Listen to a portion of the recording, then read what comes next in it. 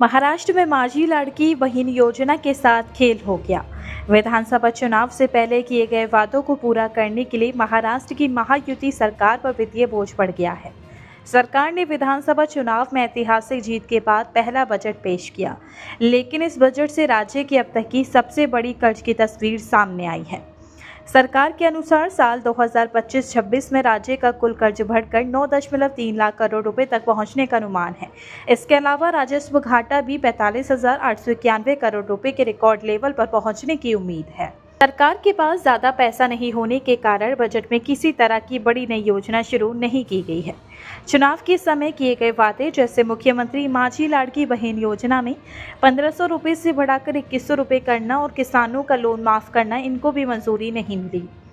बताया जा रहा है कि सरकार ने नई योजनाओं की बजाय पहले से चल रही योजनाओं को जारी रखने पर जोर दिया है। साथ ही सरकार की यह कोशिश है कि कर्ज और खर्च के बीच संतुलन बना रहे। इन सबके बीच अहम बात यह है कि माझी लाड़की बहन योजना के तहत राज्य की महिलाओं को आर्थिक मदद दी जाती है।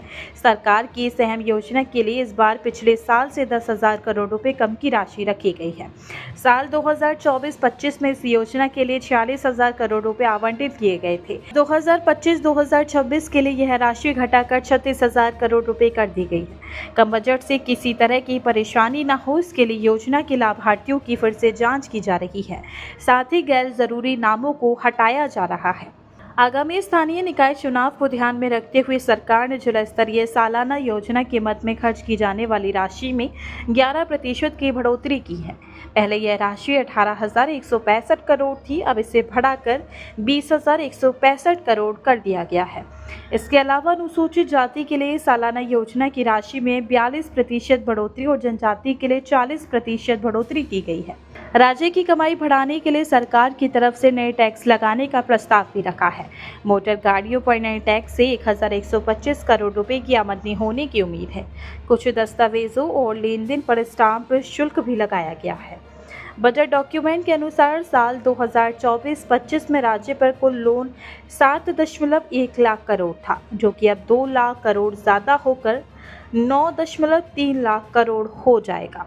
लोन का यह अमाउंट 10 साल पहले के मुकाबले 3 गुना ज़्यादा हो गया है। सरकार का राजस्व घाटा भी पिछले साल के मुकाबले 2 गुना हो गया है। साल 2024-2025 में घाटा 20,051 करोड़ रुपए था। साल 2025-2026 के लिए अनुमानित घाटा 45,891 करोड़ रुपए है। उप मुख्यमंत्री अजीत पवार ने कहा कि लोन और घाटा अभी भी वित्तीय नियमों के तहत है। राज्य का राजकोषीय घाटा कुल राज्य उत्पादन का 2.76% है, जबकि कुल लोन GSDP का 18.7% है, जो तय लिमिट 25% से कम है।